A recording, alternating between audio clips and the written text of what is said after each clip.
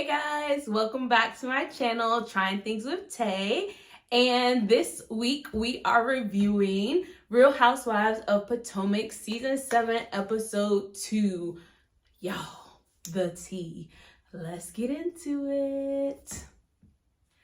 Alright guys, first off, as promised, I went to Colada. I believe that's how you pronounce it.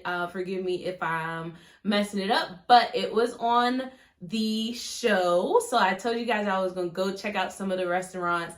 I didn't get to film there. It was a little chilly, and the restaurant was a little too empty because I felt like if I started filming, I would be kind of loud, and there was like no other noise in there except like a couple of people. So I didn't want to film in there, and then it was a little too chilly outside. So I left, and that's why I'm here in my home office, y'all, filming, but creator crafter space. Y'all see all my stuff. But welcome to my home, and welcome to my channel if you haven't been here before. And again, if you are here for the first time, please like and subscribe and hit the little bell. So here we are, season 7, episode 2. We start off with what's left over of Karen's tacos and Tuesdays, or tequila and sunrise. I don't know what her party was. Spring forward, spring fling. Listen, the party looked fun.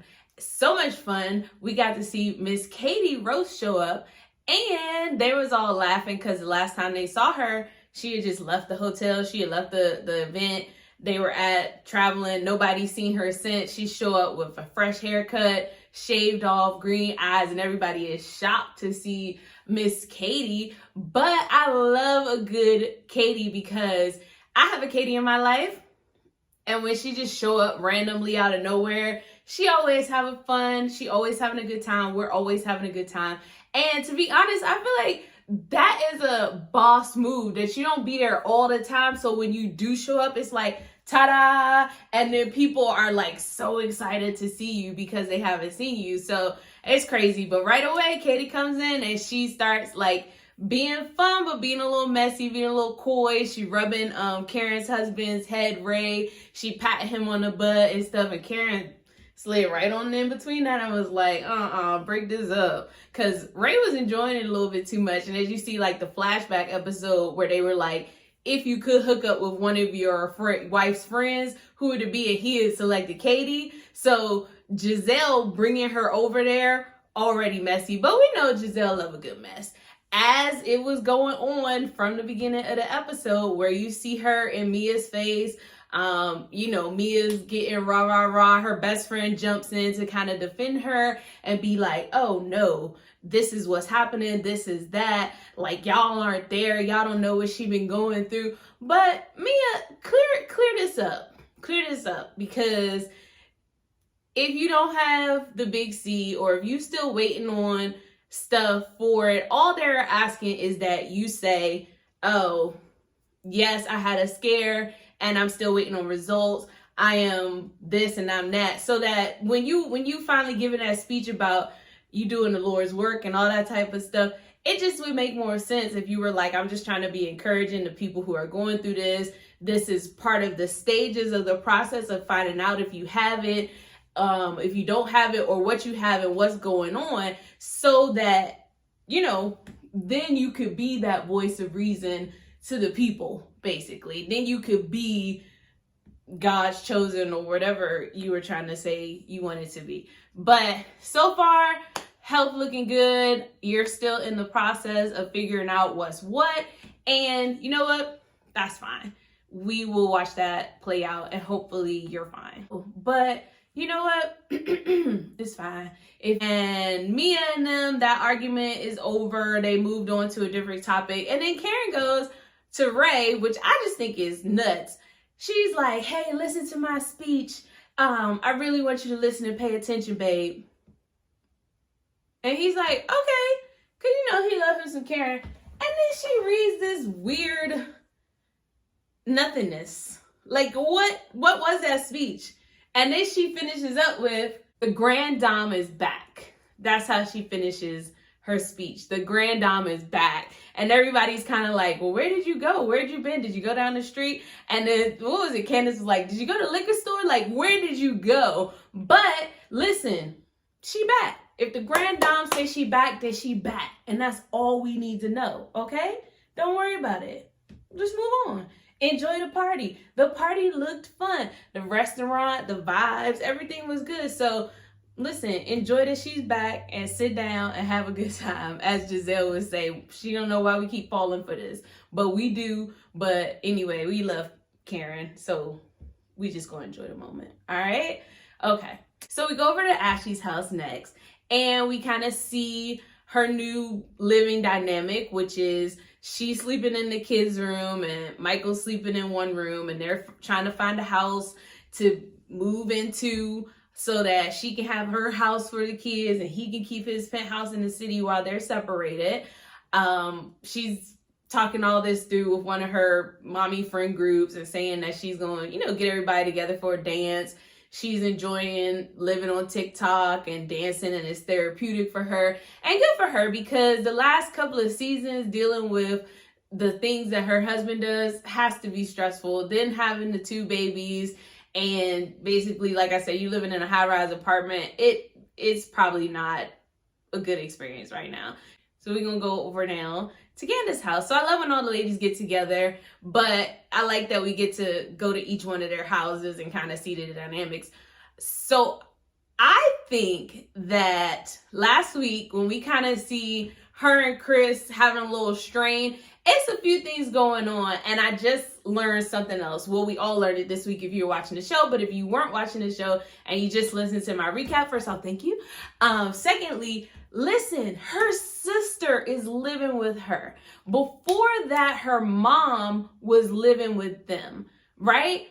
They are a very young couple to have people in their house. And then I think last season, Chris's kids were there.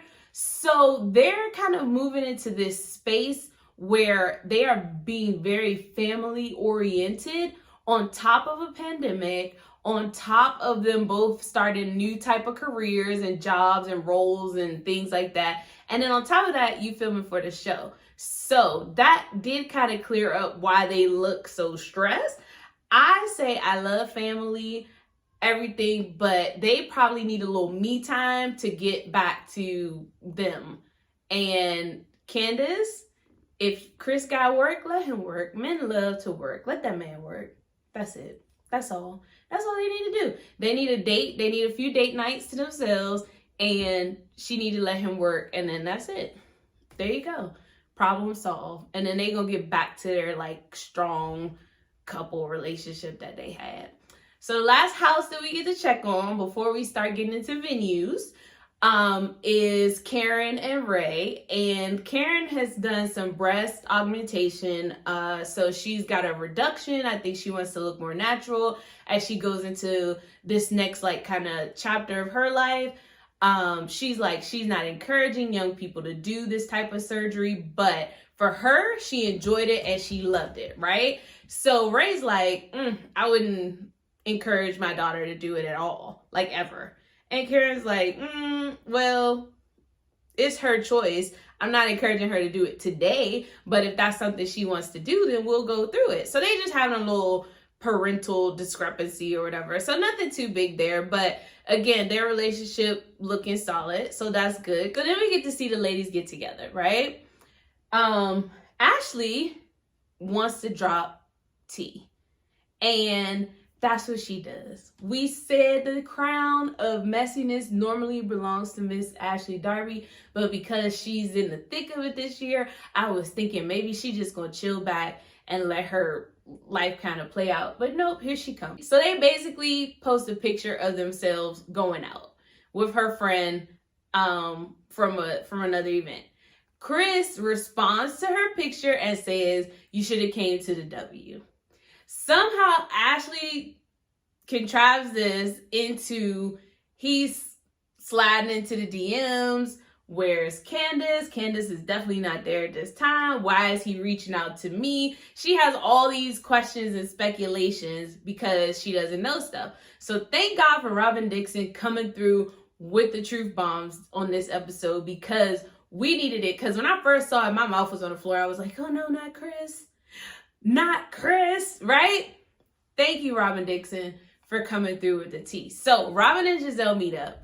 And right before we can even start the conversation on this tea, Robin goes, "Hey Giselle, I have to clear something up with you," right? And she goes, why are you telling my business? Why are you telling them I didn't put Juan on the house when we got the house? Why are you talking about this? I don't talk about your business, which also lets us know that they do keep some stuff to themselves between those two, which kind of sucks, but we already knew this as watchers who watch all the time, that Robin and Giselle are a team.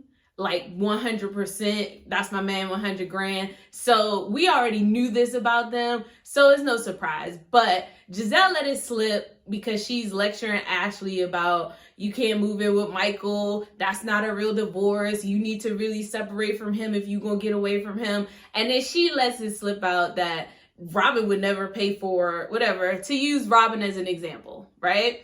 Robin's like, before we even talk about anything else, let me gather you. So she gathers her on that issue, on the Mia issue, and on the issue of Miss Ashley's text message. So as Robin's telling her, Ashley told me Chris slid into the DMs or whatever, Giselle's like, champion this theory, this idea. Yeah, he did it. He made me uncomfortable at this. And yeah, I see him in my DMs sometimes too, but I don't really say nothing about it because we're friends or whatever. But they're trying to create this story that Chris is like a cheater pumpkin eater, right?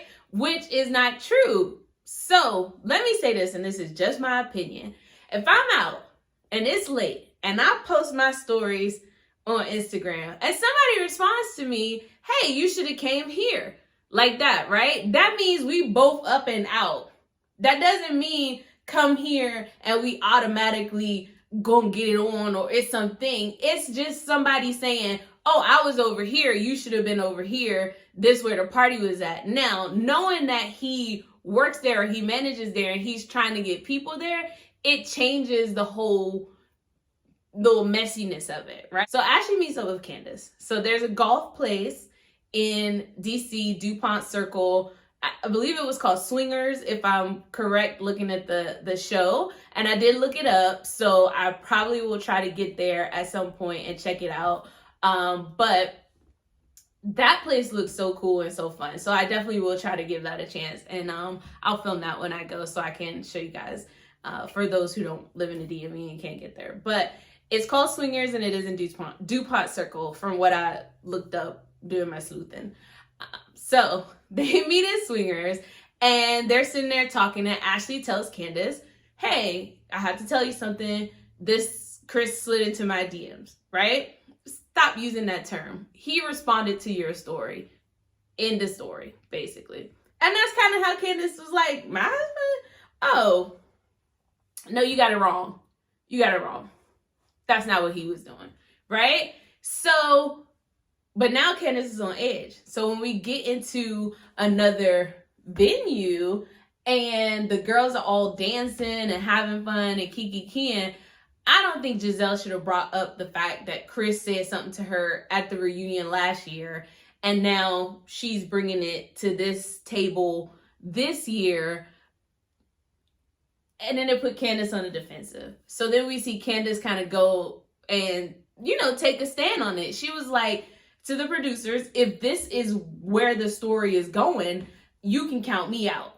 You might as well know right now I'm done filming because you're not going to play my husband, right? So that is a really good thing. Thank you, Candace, for having Chris back, because I feel like that's what he's been asking for previous seasons. But good job, Candace, on this one. So she's like, take me off now because it's no way this going to be the storyline.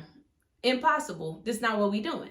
So that is really good. And I think that Giselle is tripping. Sorry. Once again, she just being messy to be messy. I don't think she needed to add that. Giselle had a lot of opportunity to address that, and she waited to address it. And so it just kind of looks weird and it's unnecessary. And if he really made her feel uncomfortable, I feel like she's the type of woman who would have addressed it that same day and same moment and didn't need to hold on to it. especially if her and Candace have been hanging out this entire time and talking, she didn't need to hold on to that till today. So what she should have just said was, I was mad that he came at me like that, and left it at that. I will give this episode an 8 out of 10. I will put it up there in the 8 category because it really did give a lot of good stories. It gave us the things we like to see, the people's inner workings of their home, going to regular schmegular stuff like doctor's visits. So how you handle certain things like that, to give a platform to the voice. It gave us a party. It gave us 2 parties because it gave us the dance party and the rest of Karen's party, right? So all the ladies were able to get together, be in the same room, and having a good time. I do hope that Charisse and Karen can work out whatever it is that they got going on, because it seems like Charisse is a friend of the show this season, which means she's gonna be on a few episodes or be invited to the parties and make the editing cut. So I'm kind of curious what is happening, with that. Like I said, I don't do all the extra research when the show goes off. I might have to start, because it's like reading to the end of the book. You know what I mean? Like, I don't want to skip to the end just yet. I like to be in the book in the moment. So I'm sure I could find out every drama between them playing out online, but I don't do all that. And for these purposes and for this channel, we just gonna suspend reality for a minute and live in the season while the season is happening. Unless something really crazy jumps off, and then I'll talk about it here. But for now, we just gonna enjoy the show as it goes on. So listen, don't forget to like, subscribe, and share if you enjoyed this video. Talk to me in the comments. Let me know what your opinions are on the episode. Let me know if sliding into DMs is a thing, if Chris is wrong. I want to know what everybody else is thinking, because I really am Team Chris on this. I think I made that clear last week too, that I'm really Team Chris and Candace when it comes to their marriage. I really think he loves her and wants to make his marriage work. So I would say that let's see what everybody else thinks. That's just my opinion. Anyway, until next time, see you next week.